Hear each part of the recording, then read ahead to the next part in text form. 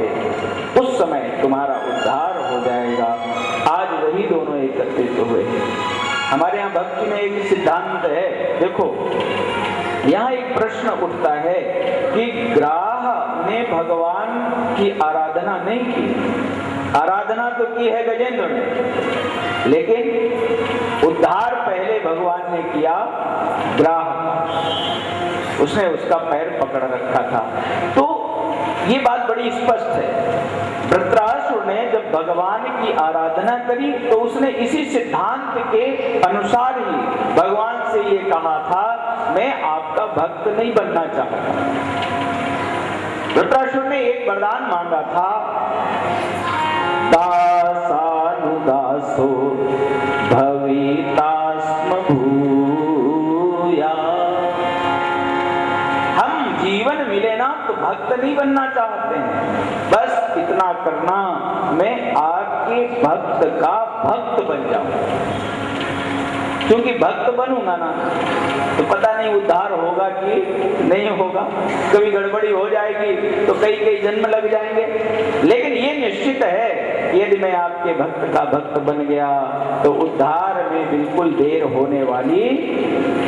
आप सब लोग रामचरितमानस को बहुत अच्छे ढंग से पढ़ते हैं, मुझे पता है। और यहाँ तो सुंदरकांड हमेशा हर सप्ताह होता है, 2 बार भी हो जाता। बड़ा अच्छा सिद्धांत घटता है। जब विभीषण आए समुद्र के किनारे, भगवान के भक्त कौन हैं? श्री हनुमंतलाल जी महाराज। और हनुमंतलाल जी जब लंका गए ना तो विभीषण ने कहा, मेरा मन तो करता है लेकिन मैं जा नहीं सकता क्योंकि रावण का भाई हूं। हनुमान जी ने कहा, कोई चिंता मत करो, मैं तुमको अपना चेला बनाता हूं। और गुरु मंत्र दिया।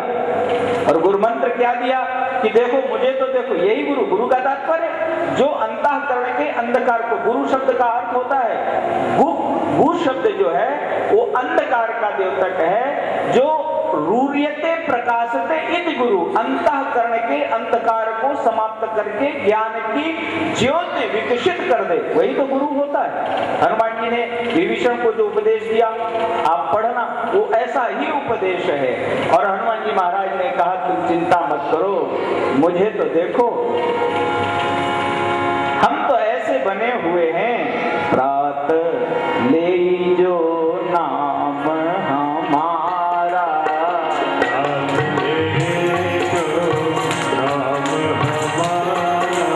प्रात ले जो नाम हमारा, प्रात ले जो नाम हमारा, यही दिन ताई न मिलए आहारा, यही दिन ताई न मिलए आहारा, प्रात ले जो नाम हमारा, प्रात ले जो नाम हमारा, असमय अधम सखा सुनु मोह पर रघुवीर।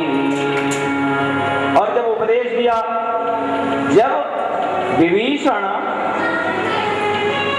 लंका छोड़ करके भगवान के पास में आए तो वहां आप देखो भगवान ने लंका पर विजय प्राप्त नहीं की है। और श्री हनुमंतलाल जी महाराज भगवान के भक्त हैं, लेकिन अभी तक श्री हनुमंतलाल जी महाराज का कहीं भी राज्याभिषेक नहीं किया गया, कहीं राज्याभिषेक नहीं किया। भगवान के भक्त हैं फिर भी कहीं राज्याभिषेक नहीं। लेकिन जिस समय सुग्रीव जी आए तो सुग्रीव को विभीषण इत्यादि, सुग्रीव विभीषण को अंदर आने नहीं दे रहे थे। और जब नहीं आने दे रहे तो हनुमान जी महाराज भगवान के बगल में थे, उन्होंने कहा, सरकार ये तो अपना चेला है और ये अंदर नहीं आने देंगे। भगवान ने सबसे कहा, सब लोग हट जाओ। सुरक्षा व्यवस्था बड़ी तगड़ी थी वहां, लेकिन सबको हटा दिया और बिना किसी वार्ता के विभीषण को बुलाया। संबंध क्या था? संबंध भगवान ने जो माना वहां पर, वो ये नहीं माना कि ये रावण का भाई है, बल्कि राधे राधे राधे राधे राधे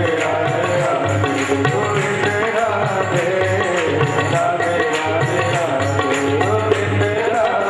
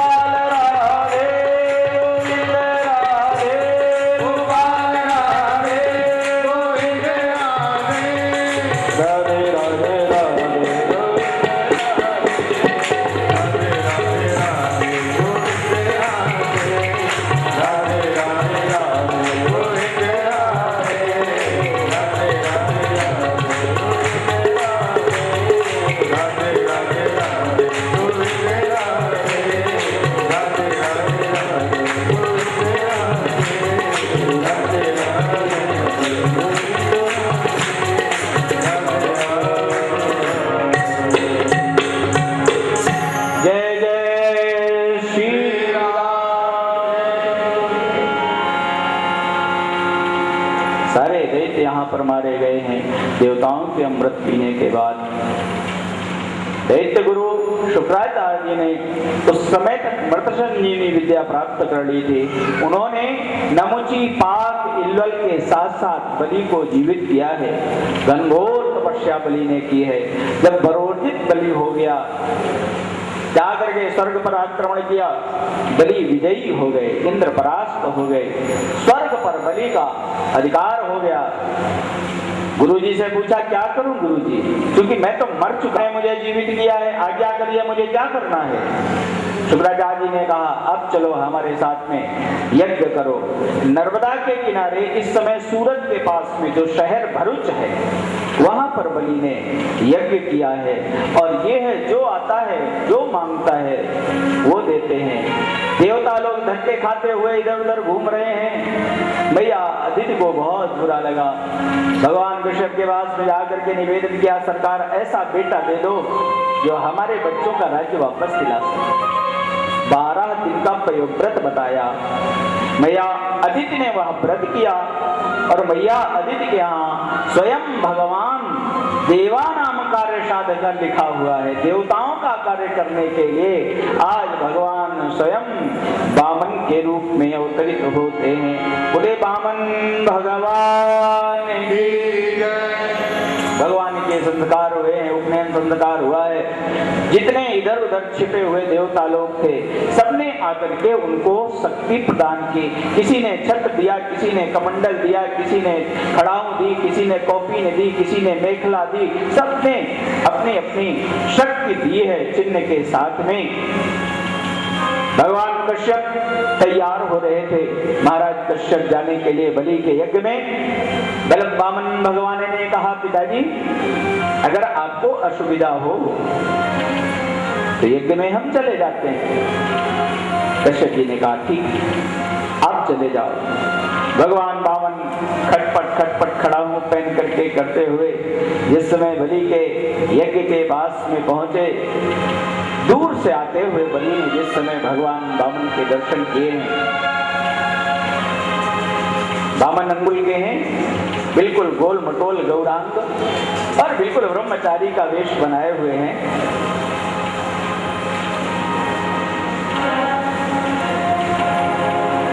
बलि ने जिस समय देखा आगे बढ़ करके प्रणाम किया, यज्ञशाला में ले गए, बिठाया, पात्र अर्घ आचमन दिया और बलि ने बड़ी प्यारी बात कही मैं नहीं जानता आप कौन हैं। अश्विनी कुमार हैं, स्वयं सूर्य हैं या संतादिकों में से एक हैं, लेकिन आप यहाँ आए हैं इसमें हमारा कोई पुण्य नहीं है, ये हमारे पूर्वजों की कोई कृपा है। मैंने जीवन में ऐसा कोई पुण्य नहीं किया, लेकिन मेरे पूर्वजों के पुण्य के कारण आज आप यहाँ पधारे हैं। अद्य में पितरस्तृप्ता अद्य में पावितम कुलम। आज मेरा कुल पवित्र हो गया, पितर धन्य हो गए। महाराज आप आए हो, यद्यपि आपने मुझसे कोई बात नहीं की है, लेकिन आपको जो चाहिए, आप मुझे ब्रह्मचारी लग रहे हो, ब्रह्मचारी जो चाहिए वो मुझे बता दो, मैं आपको देने के लिए तैयार हूं। भगवान नहीं बोले, बलि पहले बोल गया जो चाहिए वो बताओ। काम कांचनम गुणवद धाम धेनु। आपको गांव चाहिए तो मैं गांव दे दूंगा, स्वर्ण चाहिए तो स्वर्ण, गाय चाहिए तो गाय। लेकिन महाराज मुझे ऐसा लगता है आप वामन अंगुल के हैं और ब्रह्मचर्य आश्रम से आप आए हैं, तो कहीं अगर कहीं विवाह करने की इच्छा हो ना तो थोड़ा क्षमा करना, समय लग सकता है, क्योंकि जैसे वामन अंगुल के आप हैं वैसी नूह ढूंढने में थोड़ा टाइम लग जाएगा और कोई खास बात नहीं है, उसमें समय लगेगा। भगवान मुस्कुरा गए कि देखो अभी मैं तो कुछ बोला नहीं हूं और बलि बोल रहा है। महाराज और बाकी जो भी चाहिए, यद यद बटो वांछसि तत्प्रतीक्षमे, जो चाहिए वो मांगो। भगवान मुस्कुराते हुए बोले अरे बलि तुम तो बड़ा प्यारा बोलते हो, और बोलो भी क्यों ना, तुम्हारे पितामह प्रपितामह ऐसे ही थे। बलि ने आंख उठा करके देखा, अरे आप हमारे पिता प्रपितामह को जानते हो क्या? भगवान मुस्कुराने लगे, अरे वो हिरण्याक्ष और हिरण्यकश्यप तो हमारे बड़े अच्छे मित्र थे।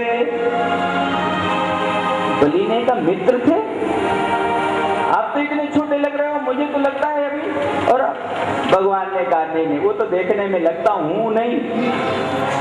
हम उनके पास जब जाते थे बड़ी प्यारी बातें करते थे, वो खुल गई आंखें। और देखो उनके बेटे इतने बलवान थे, वो भगवान को किसी को बारह बन करके मारना पड़ा तो किसी को नृसिंह बन करके मारना पड़ा, लेकिन उनके बेटे प्रहलाद, उनकी तो हमारे प्रति बड़ी श्रद्धा थी।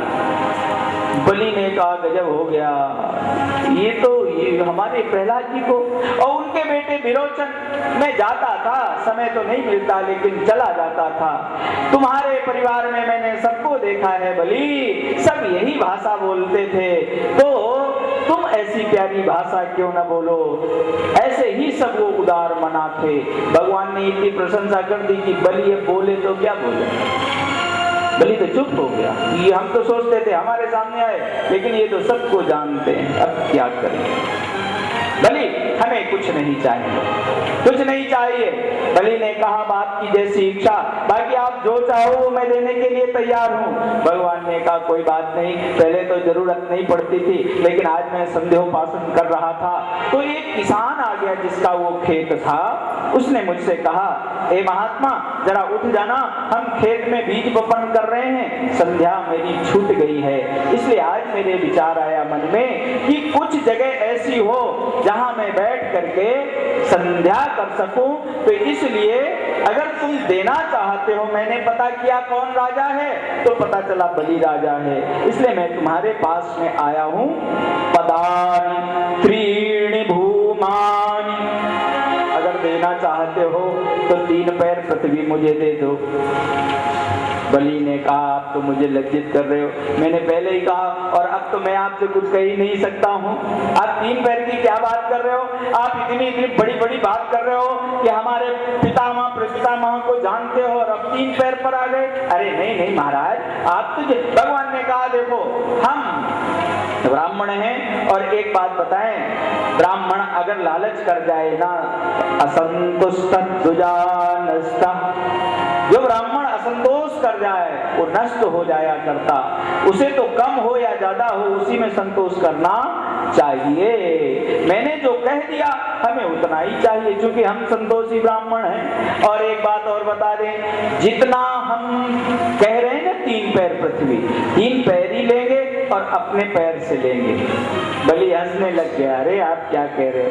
3 पैर पृथ्वी लोगे और अपने पैर से? देखा है आप पूरे 52 अंगुल के हो, 8-8 अंगुल के तो आपके पैर हैं, जब चलते हो 2-2 अंगुल जगह छूटती है। अरे देना है तो हम अपने पैर से दे देंगे। 21 हाथ का था बलि, मैं ऐसी जगह दे दूंगा कि आपका पूरा बढ़िया एक सुंदर स्थान बन जाएगा। भगवान ने कहा, नहीं, जो कह दिया, 3 पैर लेंगे, अपने पैर से लेंगे, और एक बात और, बिना संकल्प के नहीं लेंगे, हम संकल्प करेंगे, क्योंकि अगर संकल्प करके नहीं लेंगे तो हम प्रायश्चित कैसे करेंगे? दान लिया हुआ जो धन होता है, ब्राह्मण उसका प्रायश्चित करता है गायत्री जप करके। और यदि ब्राह्मण दान लिए हुए का प्रायश्चित नहीं करता है तो ब्राह्मण नष्ट हो जाता है। और यदि दान लिए हुए का संकल्प नहीं होता है तो वो ब्राह्मण के ऊपर उधार चुक जाता है। उस ब्राह्मण की आगे चल करके अधो योनियों में गति होती है और उसे वह उधार चुकाना पड़ता है। भगवान ने कहा, इसलिए मैं ब्राह्मण हूं। ब्राह्मण गायत्री जपता है तो वो जलती हुई आग है, जो भी वो दान लेता है अपने आप उसका जो भी प्रशमन है वो होता चला जाता है, होता चला जाता है।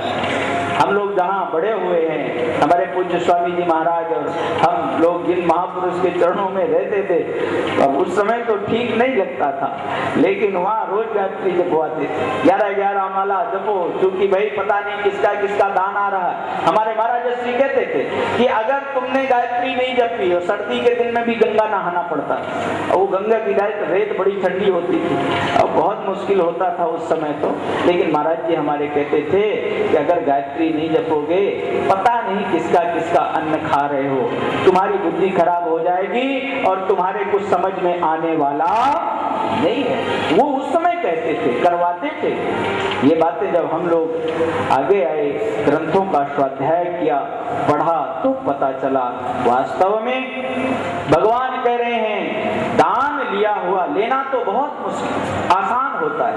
हमारे महाराज जी एक बात तो बहुत कहा करते, जब हम लोग भोजन के लिए बैठते थे ना, भंडारे वंडारे होते थे, तो बच्चे थे तो वो कहा करते थे, बड़े ऊंचे ऊंचे स्वर में वो कहते थे, दान के अन्न के बड़े बड़े दांत, और भजन करो तो पचेगा, नहीं फाड़ डालेगा आंत। ऐसे कहते थे, ऐसे बड़ी जोर जोर से कहते थे। और मैंने ये दृश्य देखा भी है। ऐसा नहीं कि वो तो बड़े महापुरुष थे, जीवन में अन्न नहीं खाया, इसीलिए उन्होंने अन्न नहीं खाते थे हमारे महाराज जी। तो ये बातें ये ग्रंथों में जब स्वाध्याय किया तो पता चला।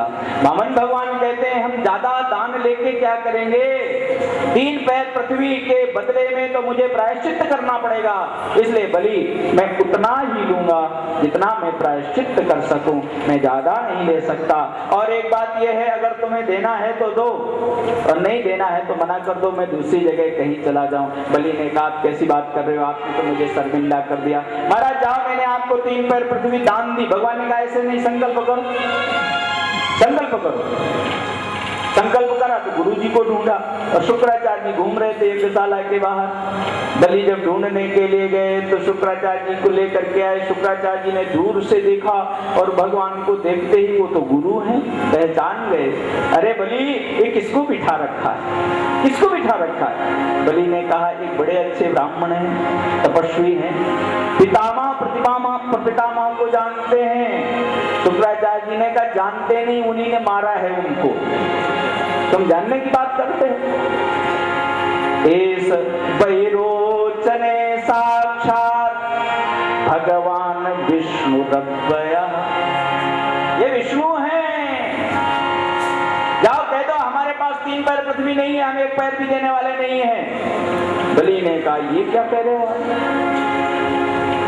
भगवान हमारे दरवाजे आए हैं, आपने तो मेरे नेत्र खोल दिए। अभी तो मैं सोच रहा कि मैं किसी ब्राह्मण को दे रहा हूं, ऐसी कोई ब्रह्मचारी आ गया है, लेकिन आपने मेरे नेत्र खोल दिए।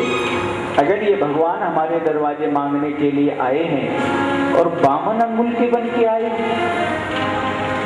देखो लेना होता तो कैसे भी ले सकते थे, लेकिन ये मेरा पुण्य नहीं है, ये तो हमारे पूर्वज प्रहलाद जी का प्रताप है, उनका भजन है कि वो हमारे यहाँ इस रूप में भिक्षुक बन करके आए हैं, याचक बन करके आए हैं, नेत्र भराए। गुरु जी जल्दी चलो, आपने मेरे नेत्र खोल दिए, अभी तक तो मैं साधारण भाव में था, जल्दी चलो गुरु जी, बड़ी कृपा करिए। जिनके सामने त्रैलोक हमेशा हाथ जोड़ करके कुछ न कुछ मांगता रहता है, वो भगवान आज हमारे दरवाजे हाथ फैला करके खड़े हुए हैं। ये भाग्य और इस त्रैलोक में किसी का होने वाला नहीं है। जल्दी चलो, संकल्प करो, कहीं उनका मन न बदल जाए। शुक्राचार्य जी ने कहा मैं नहीं जाऊंगा, मैं नहीं जाऊंगा, तुम्हें जाना है तो जाओ। शुक्राचार्य जी को गुरु जी ने छोड़ दिया, गए।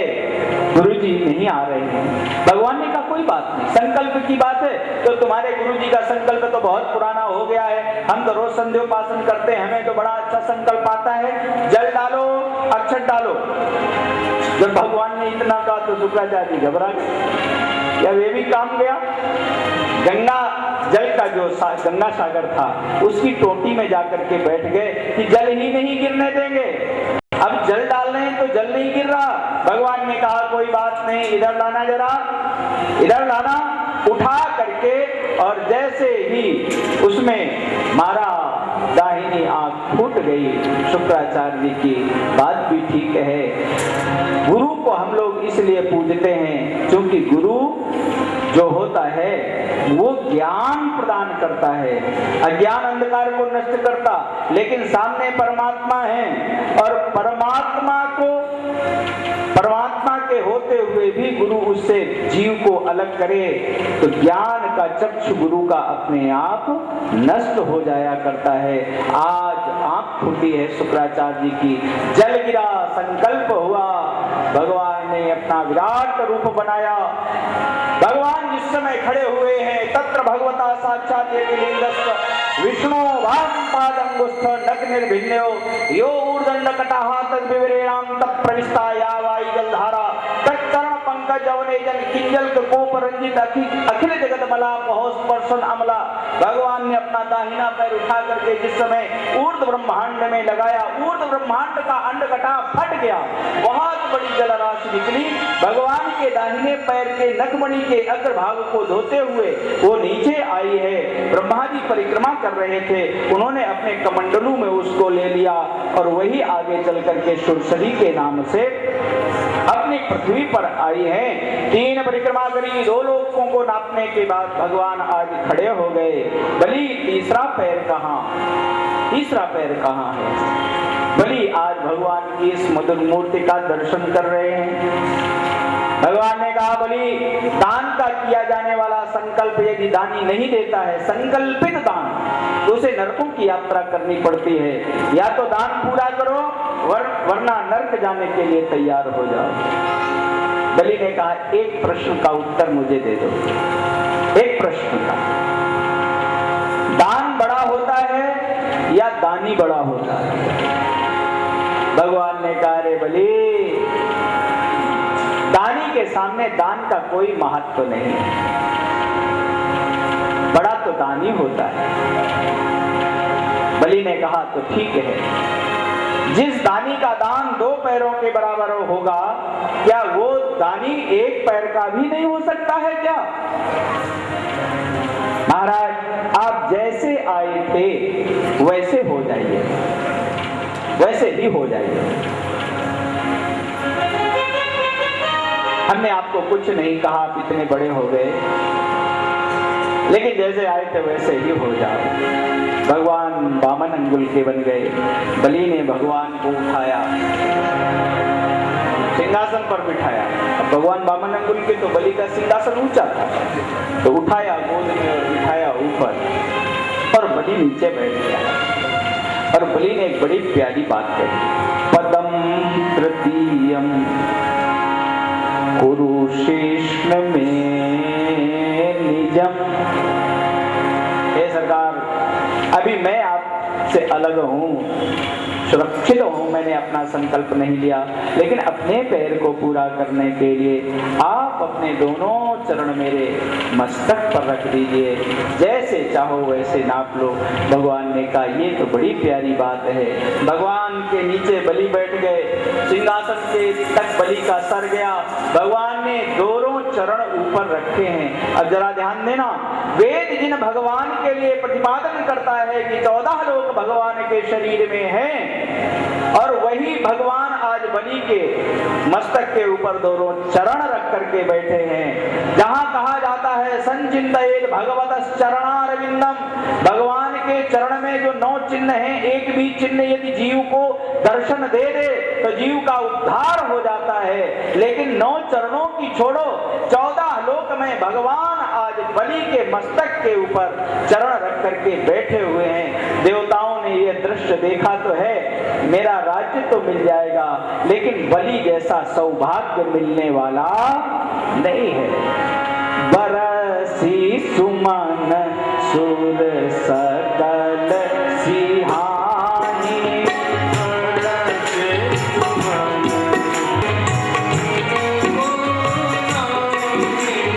यही समझुन कुंज को नामी, यही समझुन बरसी सुमन सुर सकल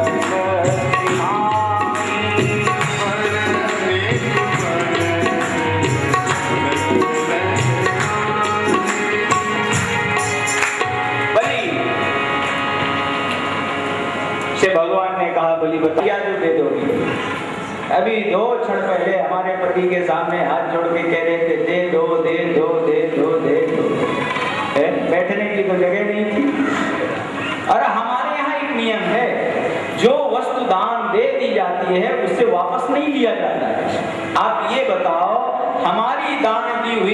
के अलावा आपके पास है क्या? और हमारे यहाँ एक नियम और है, हम राजकुमारी हैं, हम फिर बाद में कभी भीख नहीं मांगी जाती। हमारे दरवाजे तो आप भीख मांगने के लिए आए थे।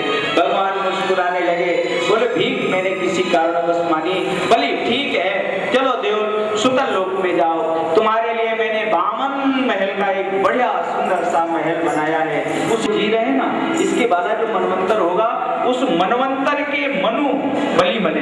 ये भगवान का आशीर्वाद, बलि को बनना है, जाओ रहो। जब ऐसा वरदान मांगा तो बलि ने एक बात कही, महाराज पहले तो मेरी इच्छा नहीं थी, लेकिन अब मैं एक आपसे वरदान मांगना चाहता हूँ। भगवान ने कहा बोलो। महाराज आपने जो बामन दरवाजे का महल मुझे दिया है रहने के लिए, मैं केवल एक इच्छा रखता हूँ कि उसके जिस दरवाजे से भी मैं निकलूं और जब भी निकलूं तो मुझे केवल आपके इस स्वरूप के दर्शन होने चाहिए, ये मुझे वरदान। भगवान ने कहा ये तो बड़ा गड़बड़ हो गया, ये वरदान भी मतलब लेना है तो हर दरवाजे पर एक छोटी सी लठिया लेकर के सोने की चौकी पर बैठे। कई महीने गुजर गए, भगवान नहीं पहुंचे अपने धाम। एक दिन बाबा नारद मिल गए लक्ष्मी मैया को, तो लक्ष्मी मैया रोने लगे, ए बाबा भगवान नहीं मिल रहे हैं। नारद बाबा ने कहा तुम्हें पता नहीं है, कुछ पता नहीं है? लक्ष्मी मैया ने कहा मुझे कुछ पता नहीं है। नारद जी ने कहा इस समय तो वो लंबी ड्यूटी पर है, अभी तक तो कहीं जाते आते नहीं थे, आपको कुछ पता नहीं? नहीं, कहाँ है, चलो हमें दिखा के लाओ। मैया लक्ष्मी को लेकर के गए सुतल लोक में। दूर से नारद जी ने दिखाया उस चौकी पर जो बामन अंगुल का बुरा देखो देखो देखो। मैया लक्ष्मी ने कहा अरे नारद भगवान कितने लंबे चौड़े और ये बामन अंगुल का ये सरकार कैसे हो सकते हैं? नारद जी ने कहा ध्यान से देखो पहले वैसे ही है कि नहीं है। लक्ष्मी जी ने बड़े गौर से देखा, हाँ इनका मुंह तो वैसे ही लग रहा है, हाथ पैर इनके हाँ लग तो वैसे ही गए हैं, लेकिन नारद वो तो इतने लंबे थे। और ये भगवान ने कहा जब दिन खराब आते हैं तो अच्छे अच्छे छोटे हो जाते हैं, इनमें क्या लगा हुआ है? जानती हो इन्होंने क्या किया है? क्या किया है सब पूरी कथा बताई। भैया लक्ष्मी ने कहा अब नारद कैसे ठीक होगा, क्या उठा लाएं इनको, फिर ले चले वैकुंठ में, कुछ तेल मालिश करके इनको बड़ा किया जाएगा? उन्होंने कहा नहीं नहीं, ऐसे ये बड़े होने वाले नहीं है, ऐसा करो ये बलि के बंधन में है, किसी तरीके से बलि से इनको मांगो। ये रक्षाबंधन आता है, मैया बहन बनकर के बलि की गई और वहां जाकर के रक्षा सूत्र बांधा। हमारे यहाँ जब ब्राह्मण रक्षा सूत्र बांधते हैं ना, एक मंत्र बोलते हैं एन बद्धो बलि राजा, ये तभी से चला हुआ है, उसके पहले ये मंत्र नहीं बोला, ये रक्षा सूत्र है। एन बद्धो बलि राजा दानवेंद्रो महाबला तेन त्वं प्रतवदनामि लक्ष्ये माचल माचल, ये मंत्र तभी से चला। भैया लक्ष्मी ने बांधा और बांधा तो बलि ने कहा बहन पहली बार मेरे घर आई हो, रक्षाबंधन बड़ा अच्छा त्योहार होता है ना, बहन आती है घर में, जो मांगे वो दिया जाता है। बलि ने कहा मांगो बहन। भैया लक्ष्मी ने हाथ जोड़ दिए, भैया अभी मैं आपके दरवाजे से जब मैं अंदर आ रही थी, आपके दरवाजे पर एक बड़ा प्यारा सा छोटा सा ओहो बहुत सुंदर सा एक बौना बैठा है, एक भैया वो बौना मुझे दे दो। बलि ने कहा अरे बहन उस बौने की बात मत कर, बाकी तो मेरे प्राण मांगले में देने को तैयार नहीं। अरे बौने को छोड़।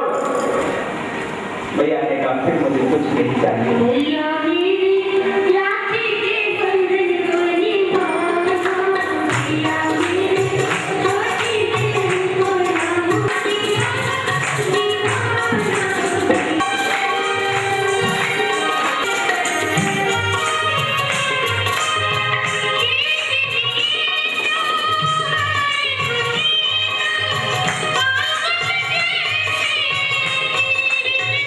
शंकर की स्तुति करी है और स्तुति करके भगवान शंकर बैठे। गंगा मैया जिस समय आई भगवान शंकर के मस्तक पर आ करके विराजमान हो गई, लेकिन उनको भगवान शंकर के मस्तक से जगह नहीं मिली। भगीरथ ने हाथ जोड़े, इनको रास्ता तो दो। तो भगवान शंकर ने एक अपनी जटा खोल करके रास्ता दी, तो गंगा मैया ऊपर से बड़े वेग से नीचे आई। मेरू पर्वत की कर्णिका पर गंगा जी आकर के गिरी। तत्र चतुर्धा विभजति सीता अलकनंदा चक्षु भद्रेति। जब मेरू पर्वत की कर्णिका पर गंगा जी आकर के गिरी तो 4 धाराओं में विभक्त हो गई। एक सीता, एक अलकनंदा, एक चक्षु और एक भद्रा। एक क्षार समुद्र में जाकर के मिलती है अलकनंदा, शुद्ध समुद्र में मिलती है जाकर के सीता, फिर जो भद्रा है चक्षु है एक इक्ष समुद्र में और एक क्षीर समुद्र में जाकर के मिली। ये 4 धाराओं में से एक धारा जो अलकनंदा की है, ये अधो अधा प्रश्रवंती मेरू पर्वत से निकल करके हिमालय पर्वत से होती हुई आगे आगे चलते हुए ऋषिकेश से हरिद्वार होती हुई भागलपुर से आगे जब बढ़ती है तो भागलपुर के पास में एक जन्नू नाम के महात्मा यज्ञ कर रहे थे। गंगा मैया ने सोचा चलो, गुरूर तो था ही थोड़ा सा, उनकी यज्ञशाला थी तो यज्ञशाला को बाहर करके चल पड़े। अरे मोबाइल आप बंद करिए।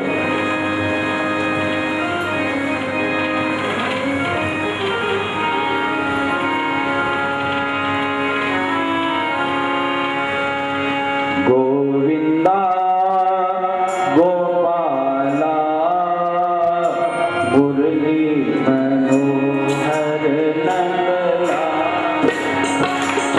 गोविंदा गोपाला मुरली मनोहर नंदला। भजो मुरली मनोहर नंदला। भजो कृष्ण कन्हैया नंद लाला।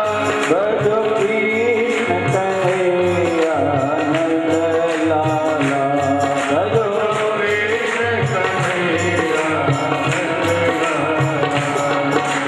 गोविंदा गोपाला मुरली मनोहर नंद लाला।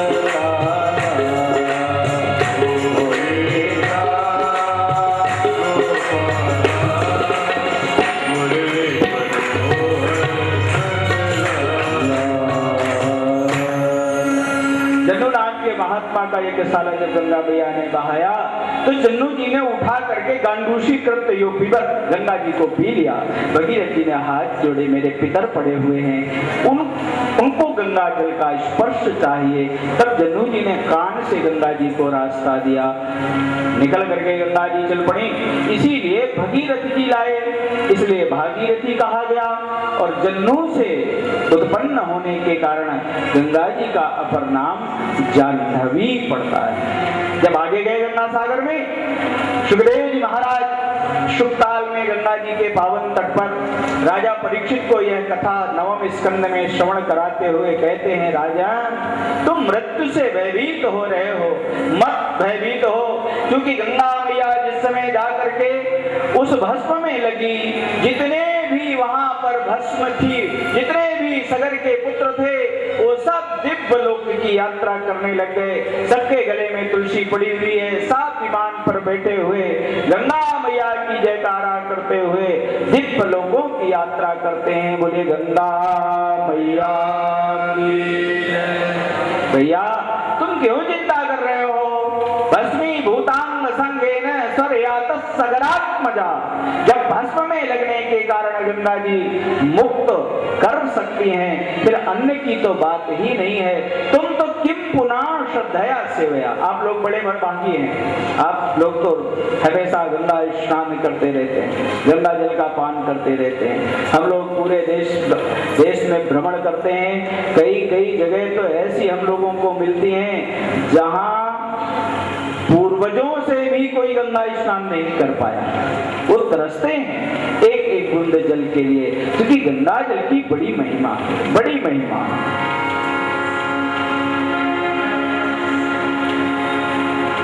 आइए 2 बार गंगा जी का ध्यान करो। प्राय आप लोग तो स्नान करते ही हो, जहां जो स्नान करता है 2 मिनट ध्यान करके फिर आगे चले। हर हर गंगे हर हर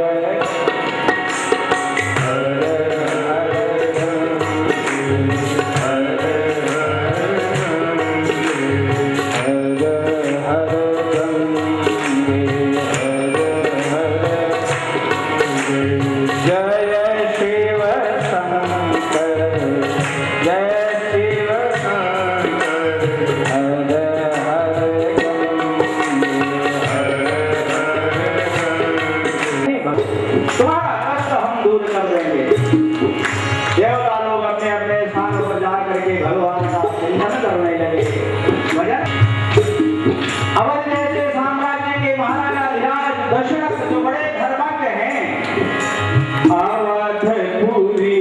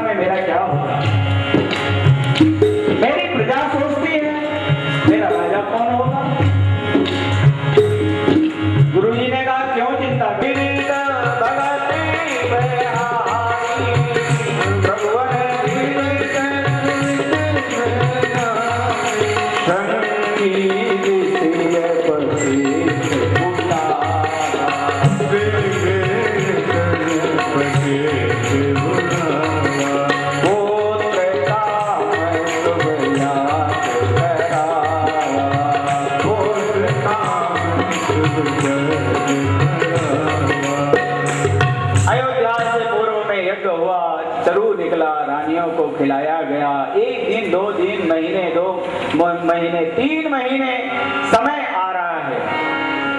9 महीने पूरे हुए, 9 महीने 10 दिन।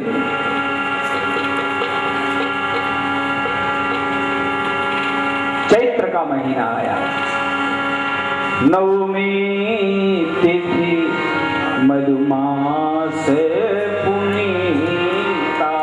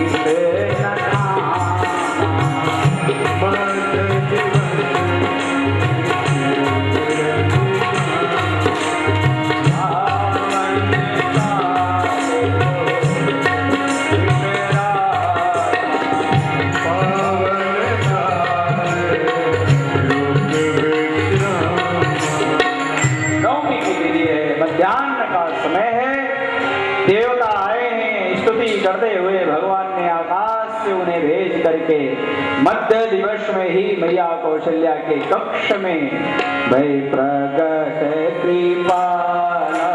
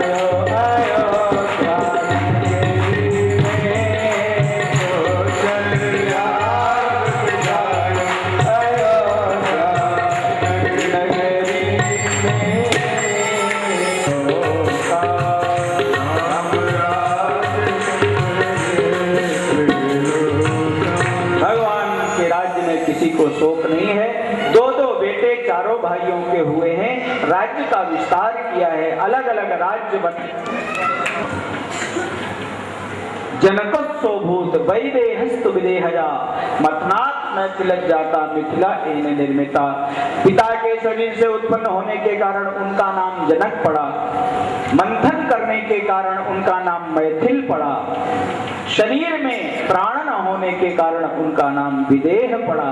तीन नाम इस वंश के जितने भी राजा हुए सबके पढ़ते चले गए, लेकिन एक एक नाम अलग से होता था। ये जो सीता जी के पिताजी जनक जी हैं, इनका नाम था शीरध्वज। जनक, विदेह और मैथिल, इस परंपरा में सबके नाम ऊपर से होते थे, लेकिन एक नाम अलग होता था, इसलिए ये शीरध्वज। जितने भी राजा लोग हैं, जितने एते वही मिथिला राजन्यात्म विद्या विशारदा, सब के सब राजा आत्मविद्या के विशारद हुए हैं। सुखदेव जी ने यहाँ तक सूर्यवंश का वर्णन किया और कहा, राजन अथात श्रूयताम राजन वंशा सोमस्य पावना। अब हम तुम्हें चंद्रवंश का वर्णन सुनाते हैं। चंद्रमा के बेटे हुए बुध, बुध के हुए पुरुरवा, पुरुरवा के आयु, सुतायु, सत्यायु, रय और विजय हुए। इन्हीं के हुए महाराज नहुस, नहुस के हुए यति, ययाति, व्यति, कृति। ययाति के 2 विवाह हुए, इनमें से 4 एक राक्षस विधि का विवाह है और एक देवयानी के साथ में विवाह है। देवयानी के साथ में विवाह होने से यदु, दुहिम, अनु और पुरु ये इनके बेटा हुए हैं। लेकिन महाराज शुक्राचार्य जी ने जब शाप दे दिया तो इनके बड़े बेटे पुरु ने युवावस्था दी, उनको राजा बना दिया। यदु ने युवावस्था नहीं दी तो उनको श्राप दे दिया कि तुम हमारे यहाँ कभी राजा बनने वाले नहीं हो। महाराज पुरुवंश में ही आगे चल करके शांतनु होते हैं। शांतनु के चित्रांगद विचित्रवीर होते हैं। चित्रांगद विचित्रवीर के ही आगे शरीर के क्षय हो जाने के बाद महाराज अंबिका बालिका से एक से पांडु उत्पन्न होते हैं, एक से धृतराष्ट्र उत्पन्न होते हैं। धृतराष्ट्र के 100 बेटे, पांडु के 5 बेटे होते हैं। सुखदेव जी महाराज गंगा के किनारे इस वंश का वर्णन करते हुए कहते हैं, राजन इस पूर्व वंश में केवल इस समय तुम उपस्थित हो, बाकी सब महाभारत के युद्ध में समाप्त हो चुके हैं। और जो यदुवंश है, यदुवंश में ही आगे चल करके महाराज वसुदेव जी महाराज होते हैं, जिनके देवकी मैया से आनंद कंद ब्रजेंद्र नंदन भगवान श्री कृष्णचंद्र 7 बेटों के बाद जिनकी हत्या 6 की कंस ने कर दी थी, भगवान स्वयं पधारे हैं मथुरा में और मथुरा से गए गोकुल, गोकुल से वृंदावन, वृंदावन से फिर मथुरा, मथुरा से द्वारिका। बहुत बड़ा अपना परिवार बनाया, लेकिन अंतिम में सबको श्राप दे करके समाप्त करा दिया। इतनी कथा कह करके गंगा के किनारे श्री सुखदेव जी महाराज ने और राजा शुद्ध जी महाराज ने सोनकादि ऋषियों के सामने नैमिषारण्य में 9वें स्कंद को विराम दिया है।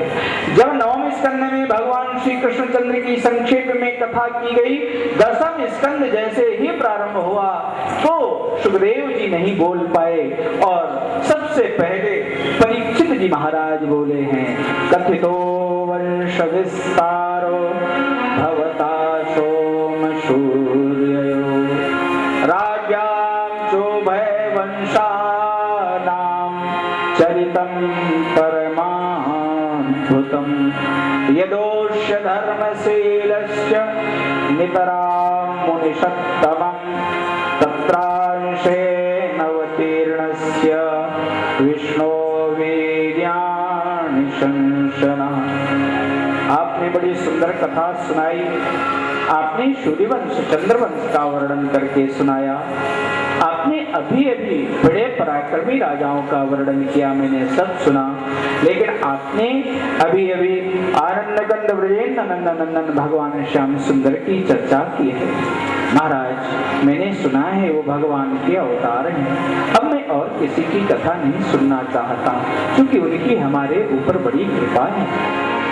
उनकी कृपा से ही महाभारत युद्ध में हमारे पितामह लोग जीते।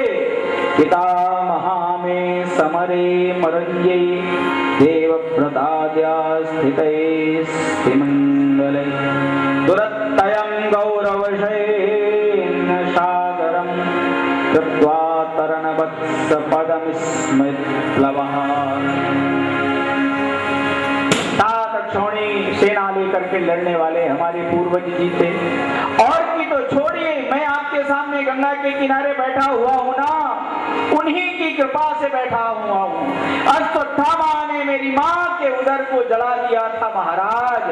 द्रौड़स्ति विपुलस्ति मिदं मदन्नम संतान बीजम कुरु पांडवानां जुगोपकुक्षिं गतयात चक्रो मातुष्यमेय शरणं गताय। जब अश्वत्थामा ने जला दिया मेरी मां के उदर को, उस समय मेरी मां दौड़ करके गई और कहा, महाराज हे नाथ